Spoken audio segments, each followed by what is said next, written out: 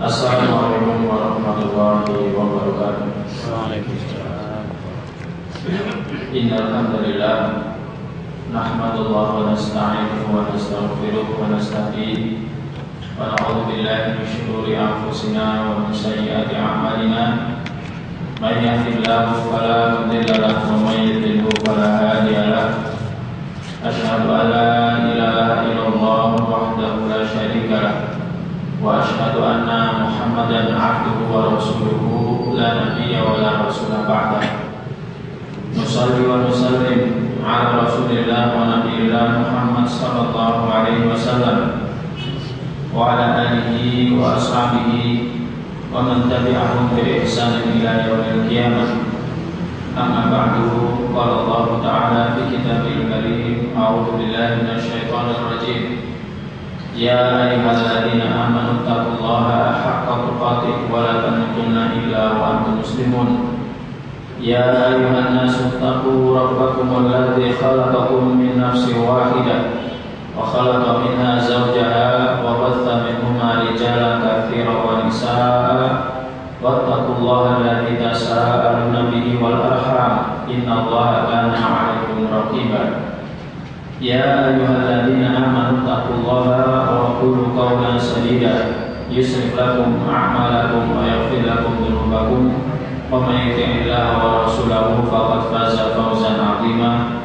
Fa inna asdaqal hadits kitabullah wa khairal hadi hadi Muhammad sallallahu alaihi wasallam wa syarrul umuri muhdatsatuha wa kullu muhdatsatin bid'ah wa kullu bid'atin dhalalah wa kullu dhalalatin finnar. Ma'asyiral muslimin rahimani wa rahmatullah. Alhamdulillah, puji syukur kita panjatkan kepada Allah Subhanahu wa taala. Sampai saat ini, sampai detik ini kita dikaruniai Allah Subhanahu wa taala nikmat yang tidak terhingga, dan secara khusus adalah nikmat hidayah dan nikmat rahmat yang menyebabkan kita masih salat berjamaah, kemudian kita juga mendirikan salat sunnah. Demikian juga kita iringi dengan menghadiri majelis ilmu. Nikmat yang hanya khusus Allah Subhanahu wa taala berikan kepada may yasha'u min ibadi, siapa saja yang dikehendaki oleh Allah Subhanahu wa taala dari kalangan hamba-Nya. Tidak seperti kesehatan, demikian juga umur, demikian juga dengan rezeki, demikian juga dengan kenikmatan dunia yang diberikan kepada orang beriman dan orang yang tidak beriman. Tetapi kita alhamdulillah diberikan nikmat yang lebih baik dari itu semuanya, yakni hidayah dan rahmat. Maka adalah kita banyak bersyukur, diiringi dengan harap agar nikmat seperti ini terus senantiasa dikaruniakan kepada kita. Dan tak lupa salawat serta salam adalah senantiasa kita sampaikan kepada junjungan kita Nabi Muhammad sallallahu alaihi wasallam, suri tauladan yang sempurna, contoh yang tidak ada duanya, yang mesti kita ikuti, yang mesti kita taati, dengan harapan agar nanti kita dikuburkan, disatukan dengannya, dengan keluarganya dan para sahabat-sahabatnya di dalam surganya Allah Subhanahu wa taala. Ma'asyiral muslimin rahimani wa rahmatullah. Kita masih akan menyampaikan tentang aqwalus salaf, yakni keadaan salafus salih terdahulu dalam masalah mahabbah. Pada pertemuan yang lalu telah kita kisahkan kisah dari sahabat yang mulia Abu Bakar As-Siddiq radhiyallahu anhu, di mana kisahnya menunjukkan kesempurnaan cinta beliau radhiyallahu anhu kepada Allah, kepada Rasulnya sallallahu alaihi wasallam, dan senantiasa berlomba-lomba dalam melakukan kebaikan. Dia senantiasa terdepan dalam melakukan kebaikan. Kemudian juga kisah tentang Ali radhiyallahu taala anhu, di mana Allah Subhanahu wa taala dan Rasulnya mencintainya. Demikian juga dia pun mencintai Allah Subhanahu wa taala dan Rasulnya.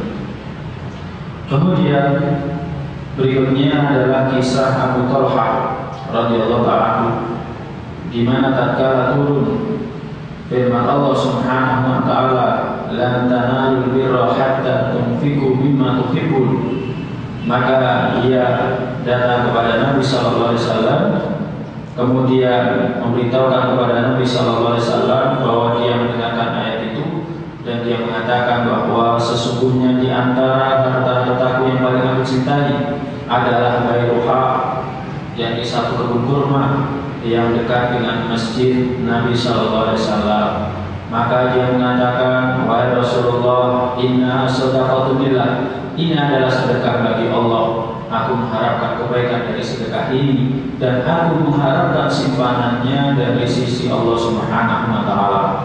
Inilah perihal cinta orang-orang terdahulu dari kalangan sahabat yang menunjukkan kualitas cinta mereka kepada Allah Subhanahu wa taala dan Rasulnya.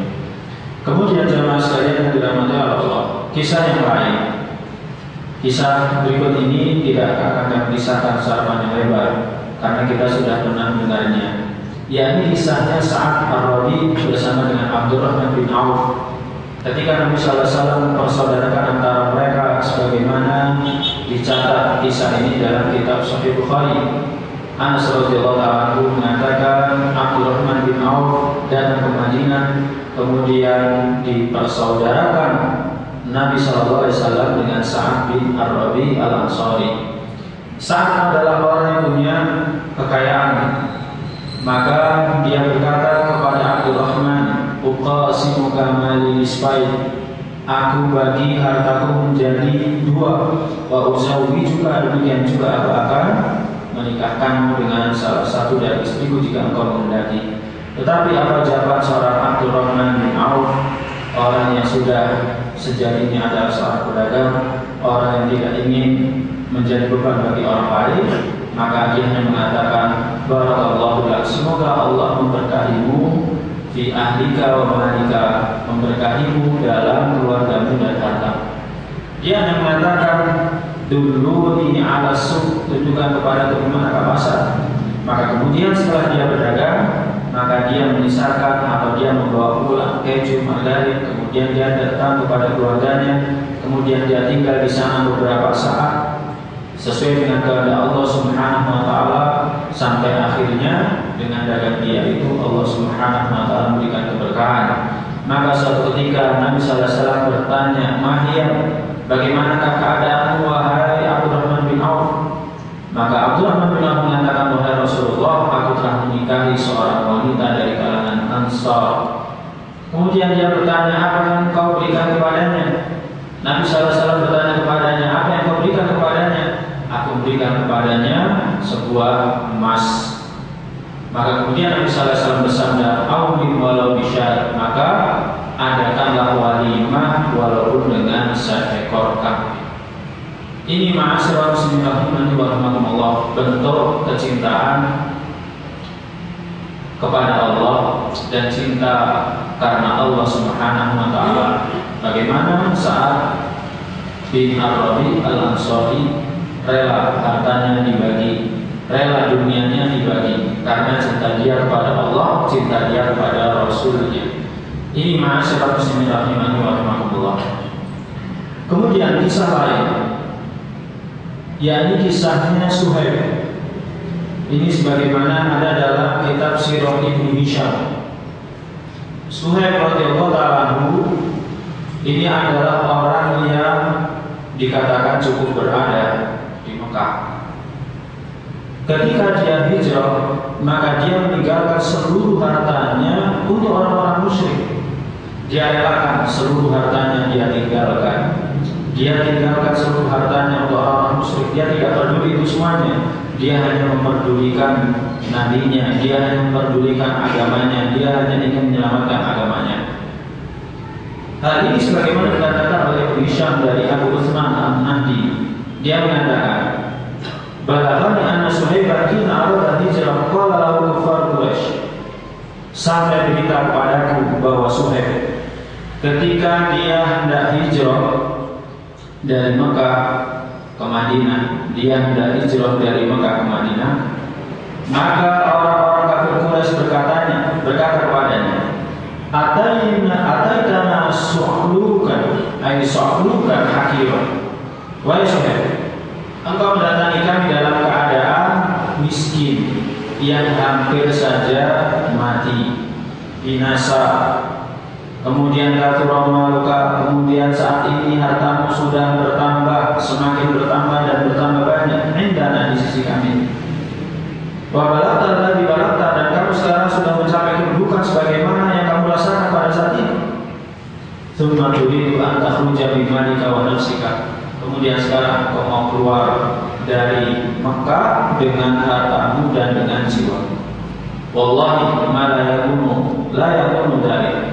Demi Allah tidak boleh, tidak boleh. Maka kemudian orang-orang kafir Quraisy berkata kepada Suhaib, "Ara'aitum in ja'altu lakum mali atakhallawna sabili?" Menurut kalian, jika aku tinggalkan semua hartaku untuk kalian, apakah kalian melapangkan jalan? Maka mereka mengatakan iya. Maka kemudian Suhaib mengatakan, "Fa inni ja'altu lakum mali," maka aku berikan semua hartaku kepada kalian. Dan kemudian kisah ini sampai kepada Nabi Sallallahu Alaihi Wasallam.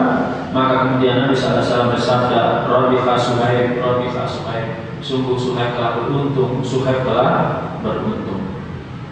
Ma'asyiral muslimin rahimani wa rahimakumullah. Mungkin kisah ini pernah juga kita dengarkan, tetapi tidak seumum kisah-kisah yang lain. Tetapi kisah ini memberikan pelajaran kepada kita bagaimana Suhaib dengan cintanya kepada Allah Subhanahu wa taala, cintanya kepada Rasulnya sallallahu alaihi wasallam, cintanya kepada agamanya, menjadikan dia rela untuk melepaskan seluruh harta kekayaan dia, walaupun dengannya dia mesti akan binasa. Nah, ma'asyiral muslimin rahimani wa rahimakumullah, kalau kita kembalikan kepada tingkatan-tingkatan cinta sebagaimana dikatakan oleh Imam Ibnu Qayyim rahimahullah taala, kita mendapati seperti inilah keadaan orang yang sudah teramat asyik, orang yang sudah teramat asyik dengan cintanya kepada Allah Subhanahu wa taala. Maka ketika dunianya itu hilang, maka tidak ada kepedihan.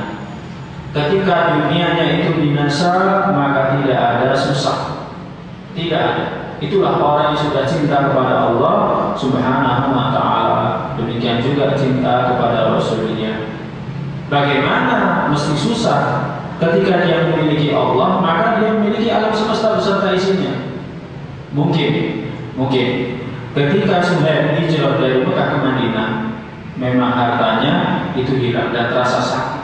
Tapi sakit itu terobati dengan memiliki Allah Subhanahu wa ta'ala dan Rasulnya. Ingatlah, dengan memiliki Allah Subhanahu wa ta'ala kita menjadi kaya, karena Allah memiliki alam semesta beserta isinya. Kalau Allah menghendaki, maka Allah akan memberikan kepada kita kembali, atau jika Allah menghendaki, maka Allah Subhanahu wa ta'ala akan memberikan ganti yang lebih banyak dari yang telah kita tinggalkan. Ini ma'asyiral muslimin rahimani wa rahimakumullah yang mesti kita teladani dari mereka, orang-orang generasi terdahulu, bagaimana mereka mempertahankan iman mereka, ya, mempertahankan iman mereka walaupun mereka harus binasa, karena mereka mendapatkan kenikmatan yang tidak didapatkan atau tidak dirasakan hanya dengan memiliki kekayaan.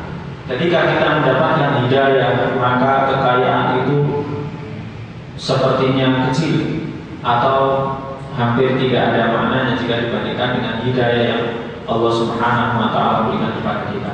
Kisah-kisah selain daripada yang terjadi pada Suhaib radhiyallahu ta'ala sangat banyak. Para jamaah kalau melihat atau pernah membaca, ya, ada seorang mantan pendeta yang dia akhirnya mendapatkan hidayah, kemudian dia tinggalkan status dia, pada dengannya dia memiliki banyak sekali kekayaan, demikian juga dengan kedudukan, itu semuanya dia tinggalkan. Demikian juga kalau para jamaah juga sering mendengarkan atau melihat yang ada di YouTube misalkan, orang pendeta juga dia sebelumnya mengajak orang ke agama Nasrani, tapi karena mengetahui kebenaran itu ada di Islam, kemudian dia berbalik, walaupun dengannya atau dengan hal itu semua dunia yang selama ini dia miliki akhirnya akan hilang begitu saja. Tapi mengapa mereka rela melakukan itu?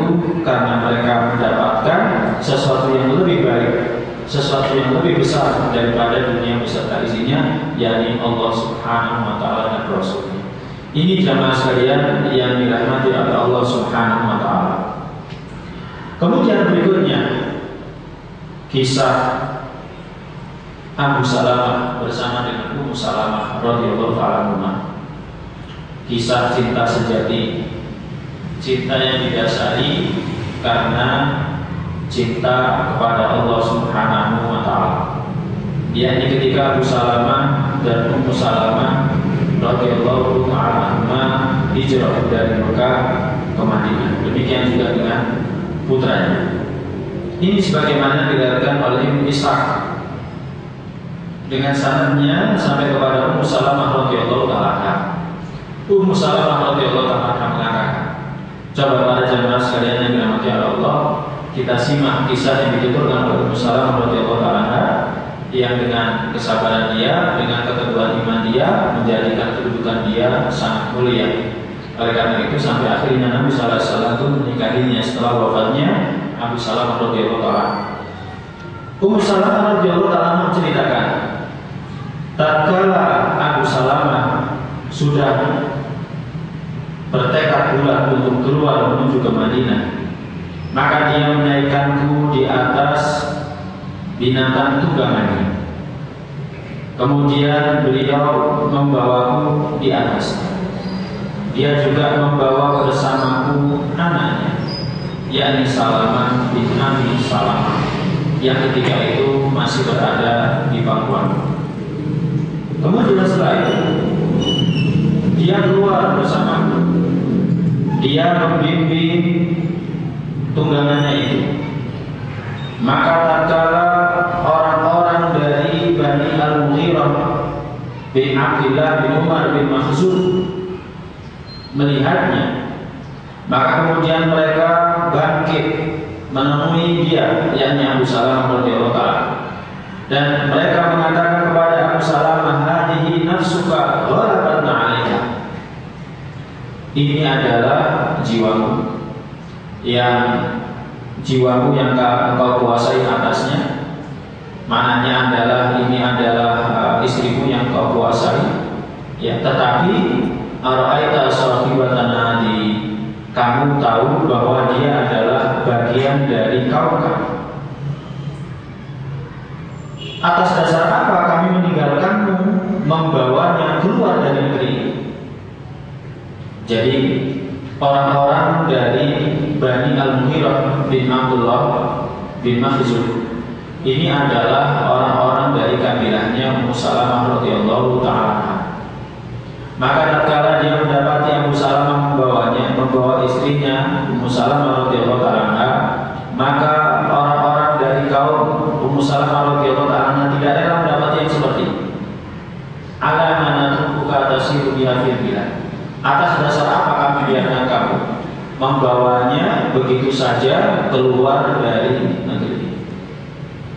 Maka kemudian Ummu Salamah berkata, menceritakan kisahnya. Fanasau fi tamal ba'ir min yadi. Maka kemudian mereka, orang-orang dari kabilahnya Ummu Salamah radhiyallahu ta'ala, maka mereka merampas kekang binatang tunggangan dari tangannya Abu Salamah. Kemudian mereka membawaku, memisahkanku darinya. Kemudian Ummu Salamah menceritakan bahwa tiba anda dari Banu Abdul Asad. Maka tatkala mengetahui hal itu, maka orang-orang dari Banu Abdul Asad, yakni dari kabilahnya Abu Salamah, tidak terima atas apa yang mereka lakukan kepada Abu Salamah. Maka kemudian mereka mengatakan, la wallahi la natrukuka ibnana indaha. Demi Allah, kami tidak akan membiarkan kalian melakukan hal itu kepada anak kami. Akhirnya mereka saling tarik menarik. Menarik Abu Salamah antar mereka. Ya kan, mereka memperebutkan Abu Salamah. Ya kan, di satu sisi Ummu Salamah diperlakukan seperti itu.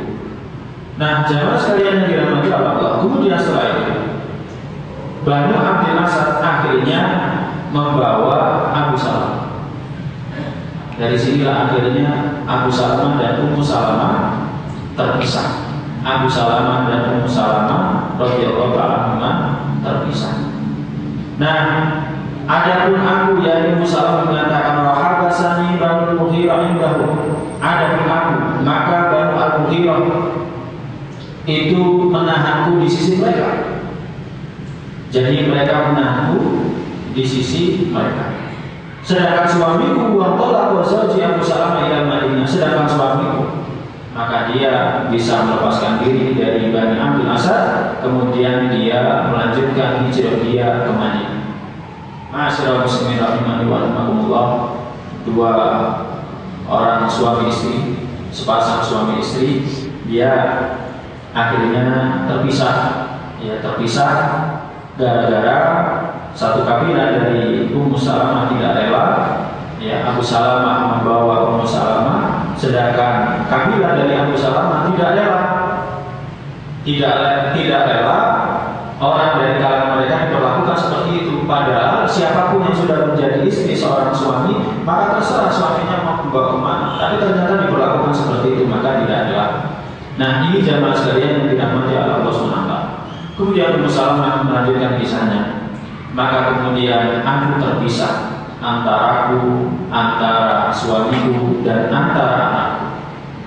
Sebagaimana maklum diketahui, seorang anak itu nasabnya kembali kepada bapaknya. Maka ketika mereka dipisahkan, maka anak daripada Abu Salamah yang Salamah itu bersama dengan kabilah daripada Abu Salamah. Jadi tiga orang ini terpisah. Kemudian Ummu Salamah berkata, melanjutkan kisahnya, fakuntu akhruju kulla qadatin fa'ajlisu fil aqtah fama azalu abdi hatta amsiya. Maka aku setiap pagi senantiasa pergi ke tanah, ya, itu ke tepi sungai, dan aku senantiasa menangis hingga sore hari. Dan itu terjadi sanatan awqaliban minha, terjadi selama 1 tahun atau hampir 1 tahun. Terjadi selama 1 tahun atau hampir 1 tahun. Hatta marra bi rajulun min bani ammi ahad bani al-Mughirah. Hingga suatu ketika seseorang dari keturunan pamanku, ya kan, dia seseorang dari Bani Al-Mughirah berjalan melalui, maka dia melihat apa yang terjadi pada diriku, kemudian dia mengasihiku. Maka kemudian dia berkata kepada orang-orang dari Bani Al-Mughirah, kenapa kalian tidak melepaskan wanita yang sedih ini, wanita yang dalam keadaan yang menyedihkan ini? Kenapa kalian tidak melepaskan dia saja? Jamaah sekalian yang dirahmati Allah, kemudian dia menyatakan kalian telah memisahkan antara suaminya dan antara anaknya. Maka kemudian Ummu Salamah menceritakan, maka orang-orang dari kabilah Ummu Salamah berkata, ilhaqi bi zawjiki in syi'ti. Sudah, sekarang kamu temui suamimu, terserah kamu sekarang, temui suami. Maka kemudian setelah itu orang-orang dari Bani Abdul Asad, dari kabilah suami Ummu Salamah, yakni kabilah dari Abu Salamah, pun mengembalikan Salamah kepada Ummu Salamah. Sebelumnya terpisah, jadi mereka bertiga ini terpisah selama 3 tahun. Maka kemudian setelah itu anak itu dari Salamah dikembalikan kepada Ummu Salamah. Maka setelah itu Ummu Salamah menceritakan fartahautu bi ba'iri. Maka kemudian aku mengendarai tungganganku menuju ke Madinah. Aku membawa anakku dan aku letakkan dia di pangkuanku. Kemudian farastu uridu zawji di Madinah. Aku keluar, aku ingin menemui suamiku di Madinah. Ummu Salamah mengatakan wa ma'i ahadun min khalqillah. Tidak ada seorang pun dari makhluk Allah yang menemaniku. Tidak ada seorang pun dari makhluk Allah yang menemani. Ma'asyiral muslimin rahimani wa rahimakumullah. Coba kita semuanya bayangkan bagaimana beratnya melakukan safar perjalanan dari Mekah ke Madinah ketika itu. Kalau pada masa sekarang saja butuh 9 sampai 10 jam, Ya, pada masa itu butuh hampir 1 bulan, ya kan, melakukan perjalanan, apalagi sendirian. Seorang wanita hanya ditemani dengan anaknya yang masih di buayan dia, di bangkuan dia.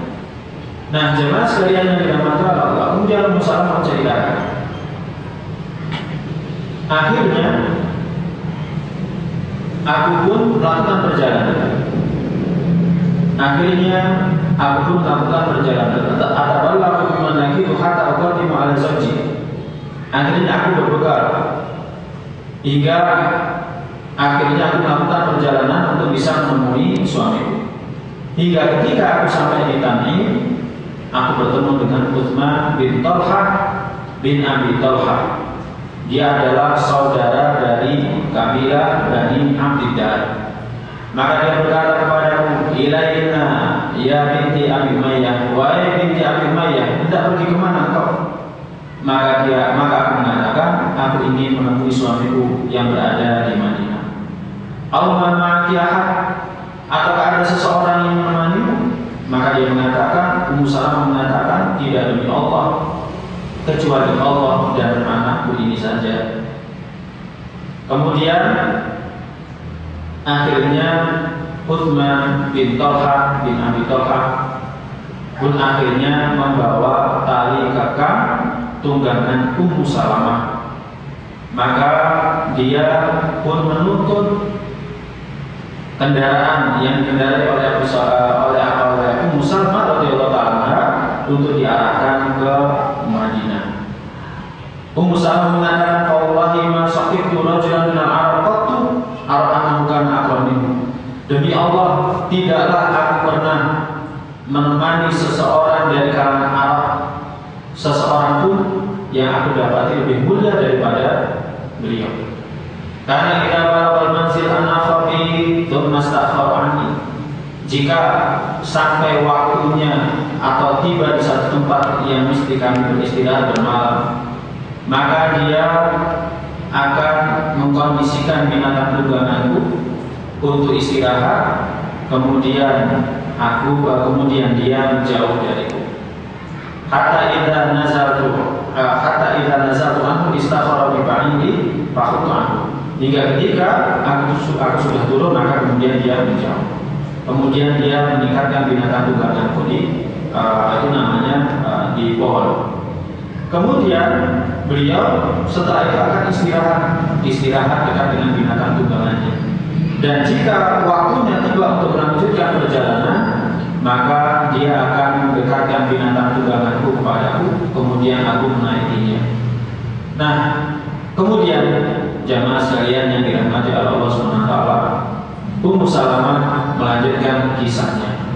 Falam yazal yasna dzalika bi hatta aqdamani al-Madinah. Dia terus senantiasa melakukan hal seperti itu sampai akhirnya aku tiba di Madinah. Maka tatkala beliau melihat satu kampung dari Bani Amr bin Auf yang berada di Kuba, maka dia mengatakan kepadaku, "Zawjuki fi hadhil qaryah." Suamimu ada di negeri, suamimu ada di kampung ini. Maka jemaah sekalian yang dirahmati Allah, akhirnya orang ini berkata kepada Ummu Salamah radhiyallahu ta'ala, "Fadkhuli ala barakatillah." Masuklah kamu dengan keberkahan dari Allah SWT. Maka tatkala Ummu Salamah sudah memasuki perkampungan itu dan bertemu dengan Abu Salamah radhiyallahu ta'ala, suaminya, maka dia kembali pulang ke Mekah. Hanya menemani Ummu Salamah radhiyallahu ta'ala melakukan perjalanan dari Mekah ke Madinah. Setelah Ummu Salamah bertemu dengan suami Abu Salamah, maka orang ini kembali ke Mekah. Nah, jamaah sekalian yang dirahmati Allah SWT, Ummu Salamah kemudian berkata, "Wallahi ma'alamu ahla baitin fil Islam asabahu ma asabahu Abi Salamah." Demi Allah, aku belum mengetahui satu keluarga dalam Islam yang mereka tertimpa sebagaimana tertimpanya keluarga Abu Salamah. Wa ma ra'aitu sahiban qatu aqrab min Utsman bin Talha, dan aku tidak melihat ada seseorang pun yang lebih mulia daripada Utsman bin Talha.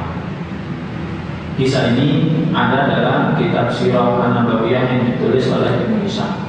Nah, jemaah sekalian yang dirahmati Allah, ini sekali lagi seperti yang tadi kita sampaikan adalah kisah yang penuh dengan cinta.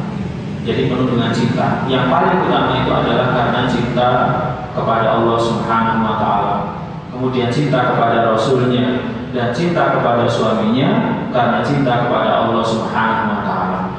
Sebagaimana tadi kita sampaikan, bagaimana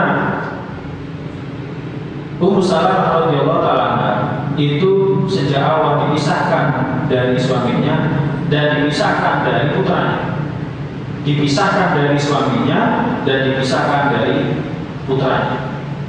Kalau misalkan seorang laki-laki dipisahkan dari istrinya, mungkin tidak seberapa berat jika dibandingkan dengan seorang wanita yang dipisahkan dari suaminya. Perasaan seorang istri, seorang wanita itu sangat kuat, berbeda jika dibandingkan dengan perasaan seorang laki-laki. Kalau seorang laki-laki misalkan dia dipisahkan dari istrinya, bisa saja dia mencari istri yang lain. Tetapi seorang istri tidak seperti itu. Seorang istri tidak seperti itu, seorang wanita tidak seperti itu. Nah, ini yang terjadi pada Ummu Salamah radhiyallahu ta'ala. Belum lagi dia dipisahkan dengan putranya. Makanya cukuplah apa yang tadi dikatakan oleh beliau radhiyallahu ta'ala sebagai bentuk betapa tersiksanya dia tatkala dia dipisahkan dengan putranya dan dengan suaminya. Dia mengatakan, aku setiap pagi keluar ya ilal aqtaf. Aqtaf itu adalah tempat saluran air yang luas. Kemudian fama azalu abki hatta amsyah, dan aku terus menangis sampai waktu sore hari. Itu yang senantiasa dia lakukan, dan itu terjadi hampir setahun. Hampir setahun dia seperti itu. Hampir setahun beliau radhiyallahu ta'ala seperti itu. Ini menunjukkan betapa tersiksanya Ummu Salamah radhiyallahu ta'ala dengan keadaan seperti ini. Sampai akhirnya ada salah satu kerabatnya yang melihat, yang kasihan. Akhirnya dia pun dipersilahkan untuk keluar dari Mekah, kemudian mencari suaminya. Seiring dengan itu putranya dikembalikan ke pangkuannya. Jamaah sekalian yang dirahmati Allah, kemudian juga yang tidak kalah penting adalah bagaimana usaha beliau radhiyallahu ta'ala, walaupun dengan apa itu namanya tidak ditemani dengan seorang pun. Dia keluar dari Mekah sendirian, Mungkin kalau orang apa itu namanya yang berpikir logis, pasti dia akan berpikir, saya akan keluar dengan siapa? Siapa yang akan membimbing saya? Siapa yang akan mengarahkan saya? Yang terjadi pada Ummu Salamah radhiyallahu ta'ala ketika itu adalah yang penting dia memilih suami, Allah yang nanti akan membimbing dia. Allah yang nanti akan membimbing dia. Dan dia pun juga belum tahu mana itu Madinah, mana itu arahnya Madinah, dia belum tahu. Sampai akhirnya beliau radhiyallahu ta'ala sesuai dengan kehendak Allah Subhanahu wa ta'ala bertemu dengan orang yang membimbingnya, yakni Utsman bin Talha. Akhirnya dengan kerelaan dia, Utsman bin Talha mengantarkan jauh-jauh dari Mekah menuju ke Madinah. Yang ketika itu bertemu di Tan'im, kemudian diantarkan dari Mekah ke Madinah. Jamaah sekalian yang dirahmati Allah, inilah pertolongan Allah Subhanahu wa ta'ala bagi siapa saja yang beriman lagi bertakwa kepada Allah Subhanahu wa ta'ala, pasti yaj'alahu makhraja, pasti akan diberikan jalan keluar. Nah, ini jamaah sekalian yang dirahmati Allah Subhanahu wa ta'ala. Mungkin kalau pada masa sekarang kita akan berpikir apa ada atau apa waras seorang wanita yang dia keluar sendirian menempuh perjalanan yang sangat jauh, ya kan, tanpa ditemani seorang pun, ya kan, meninggalkan dirinya. Apa waras orang seperti itu? Pasti kita akan mengatakannya tidak seperti itu. Tapi inilah Ummu Salamah radhiyallahu ta'ala, karena cinta dia kepada Allah, cinta dia kepada Rasulnya, dan cinta dia kepada suaminya, karena Allah dan Rasulnya, akhirnya mendorong dia keluar dari negerinya, walaupun dengan tidak ada seorang pun yang menemani dia radhiyallahu ta'ala. Nah, ini jamaah sekalian yang dirahmati Allah Subhanahu wa ta'ala. Makanya tatkala Abu Salamah radhiyallahu ta'ala meninggal beberapa saat setelah Allah Subhanahu wa ta'ala menguburkan mereka berdua, Nabi sallallahu alaihi wasallam melihat banyak hal pada diri Ummu Salamah radhiyallahu anha, melihat keteguhannya, keteguhan iman dia, kecintaan dia yang sangat besar kepada Allah dan Rasulnya, perjuangan dia. Makanya pada saat selesai masa iddahnya, Nabi sallallahu alaihi wasallam pernah menemui dia dan mengatakan, apakah kamu mau menikah? Maka Ummu Salamah radhiyallahu anha mengatakan, adakah orang lebih baik daripada Abu Salamah? Nah, pada saat Abu Salamah meninggal radhiyallahu anha, Nabi sallallahu alaihi wasallam mengajarkan satu doa istighfar, yang ketika kita tinggal mati orang kita cintai, yang mengatakan inna lillahi wa inna ilaihi raji'un, Allahumma ajirni fi musibati wa akhlif li khairan min. Dan itu diucapkan oleh Ummu Salamah radhiyallahu anha. Maka kemudian dalam riwayat yang lain Ummu Salamah menceritakan, maka tatkala aku baca doa itu, maka aku betul-betul mendapatkan ganti yang lebih baik daripada Ummu Salamah, yakni Rasulullah SAW. Makanya Ummu Salamah pernah bertanya, wahai Rasulullah, adakah yang lebih baik daripada Abu Salamah?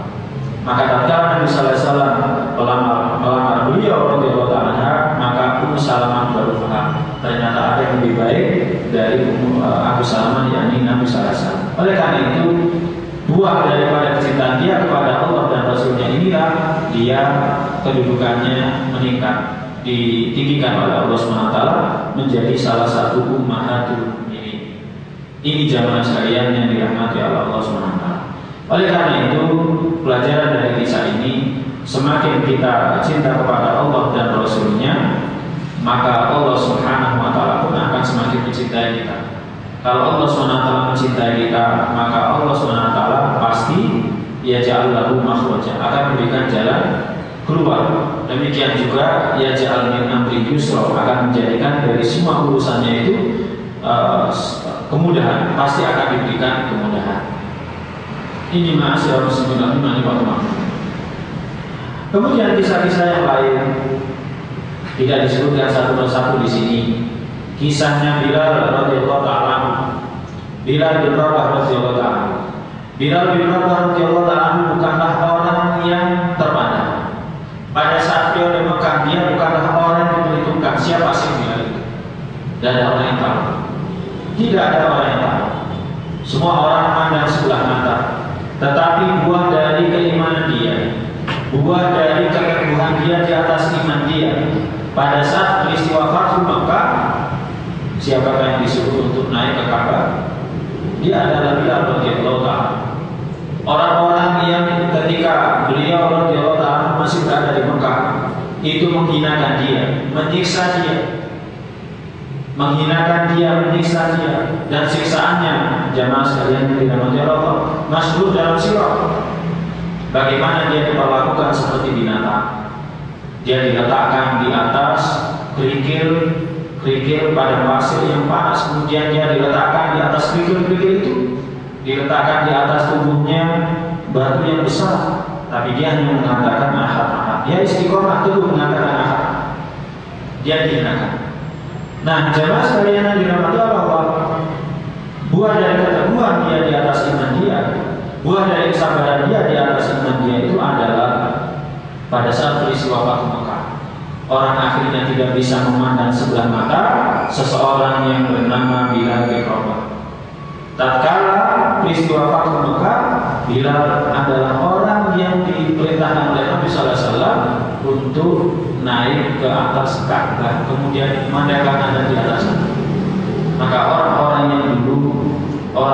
yang dulu pada saat berada di Mekah menghinakan Bilal, maka ketika itu dia atau mereka tidak bisa memandang sebelah mata atau menghinakan Bilal radhiyallahu ta'ala.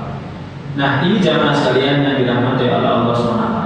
Jadi cinta kepada Allah, konsisten istiqomah di atas cinta kepada Allah, teguh di atas cinta kepada Allah, demikian juga cinta kepada Rasulnya, itulah yang menjadikan Bilal radhiyallahu ta'ala itu mulia. Pada saat Nabi sallallahu alaihi wasallam wafat, Bilal radhiyallahu ta'ala disuruh untuk memandangkan azan sebagaimana sebelum-sebelumnya. Tetapi tatkala mengucapkan asyhadu anna Muhammadar Rasulullah, maka dia tidak kuasa. Dia tidak kuasa untuk memandangkan azan. Maka dia minta izin kepada khalifah setelah itu, yakni Abu Bakar As-Siddiq radhiyallahu ta'ala untuk tidak memandangkan azan setelah untuk tidak memandangkan azan setelah itu. Jamaah sekalian yang dirahmati Allah, kenapa dia melakukan hal seperti itu? Karena cintanya kepada Allah dan Rasulnya.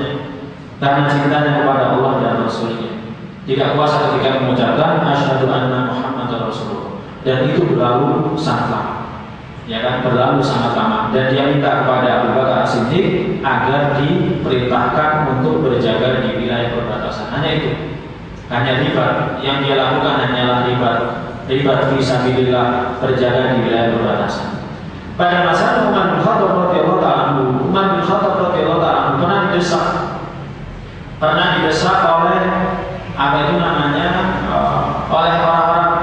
oleh kaum muslimin, meminta agar Umar radhiyallahu ta'ala menyuruh Bilal radhiyallahu ta'ala untuk memandangkan azan, karena mereka sangat rindu kepada seruan azan yang dikumandangkan oleh Bilal radhiyallahu ta'ala. Maka setelah didesak oleh Umar radhiyallahu ta'ala, maka Bilal pun memandangkan sama seperti sebelumnya. Ketika dia mengucapkan asyhadu anna Muhammadar Rasulullah, maka beliau radhiyallahu ta'ala tidak kuasa mengucapkannya, dia menangis, dan seluruh orang-orang yang hadir pun juga turut menangis. Itulah kecintaan yang sempurna yang ada pada diri Bilal radhiyallahu ta'ala kepada Rasulullah SAW. Nah, bahkan sampai di akhir hayatnya, ketika dia mau wafat, ditanya oleh istrinya, kenapa kau justru tersenyum? Ya, di saat kerabatnya banyak menangis, maka dia mengatakan, aku akan segera bertemu dengan kekasihku, yakni Nabi Muhammad SAW.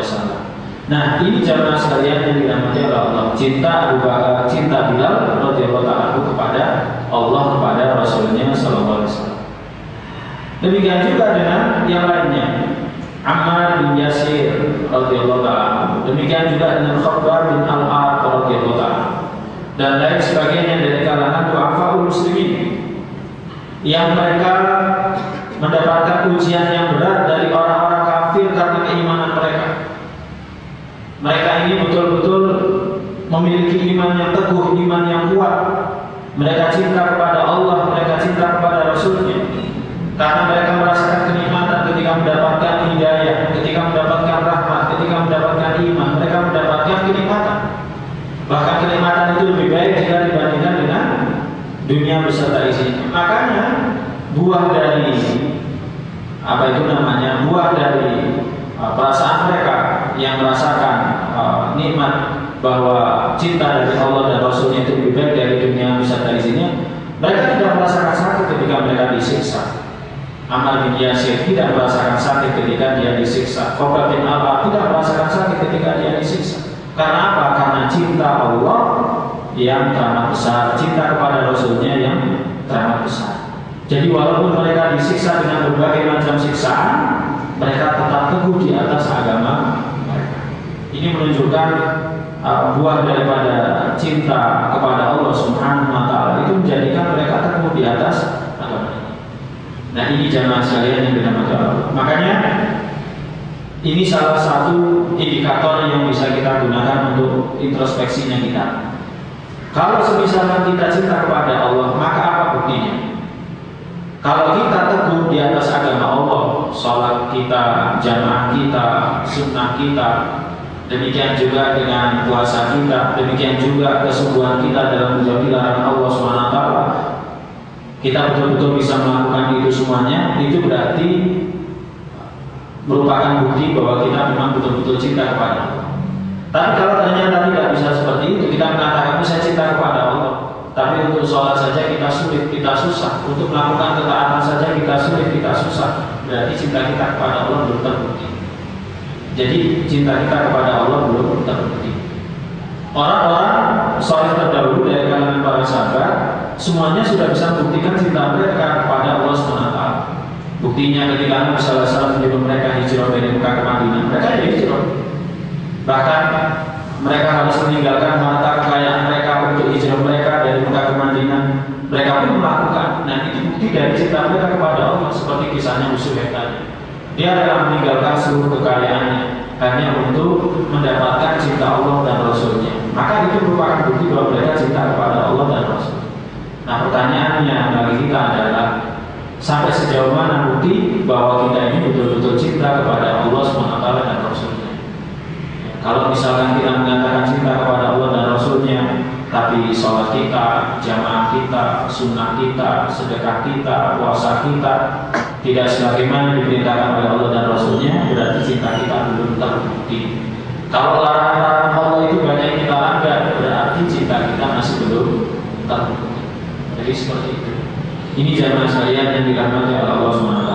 Inilah contoh-contoh yang benar yang menunjukkan kepada kita bagaimana para sahabat radhiyallahu anhu itu membuktikan cinta mereka kepada Allah dan Rasulnya. Bagaimana mereka berlomba-lomba untuk senantiasa melaksanakan syariat-syariat Allah Subhanahu wa taala dan Rasul. Pun seperti inilah yang diteladani oleh para tabi'in. Demikian juga dengan para tabi'in.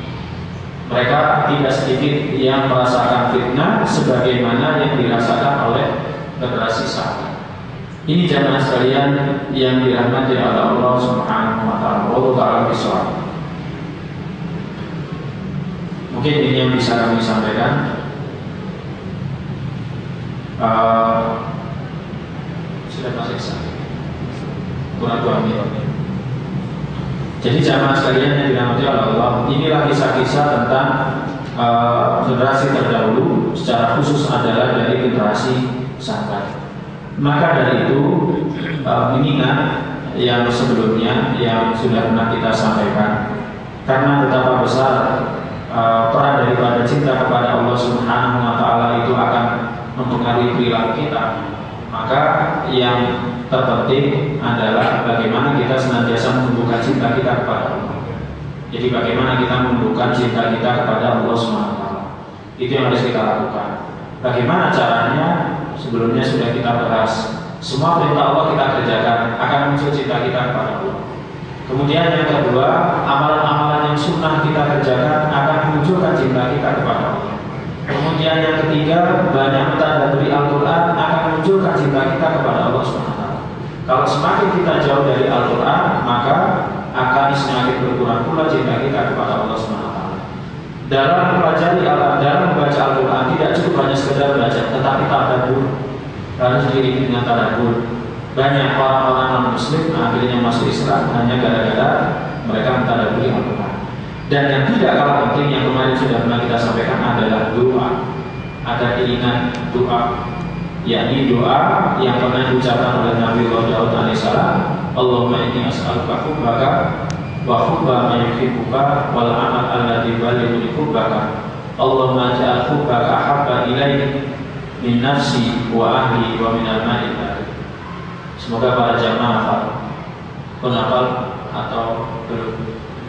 Belum, ya alhamdulillah jujur dengan mengatakan belum hafal. Ya, harapannya kalau mengatakan belum hafal, ya harapannya nanti setelah ini berusaha untuk menghafalkan. Ini doa yang sangat bagus. Ya, doanya Nabi Daud alaihissalam yang disampaikan oleh Nabi SAW kepada kita. Jadi doanya Nabi Daud alaihissalam yang disampaikan oleh Nabi SAW kepada kita untuk kita teladani. Sebagaimana kita meladani puasanya, maka kita teladani juga doanya. Sebagaimana kita meladani sholatnya, kita teladani juga doanya. Ya. Ini jamaah sekalian yang dirahmati Allah.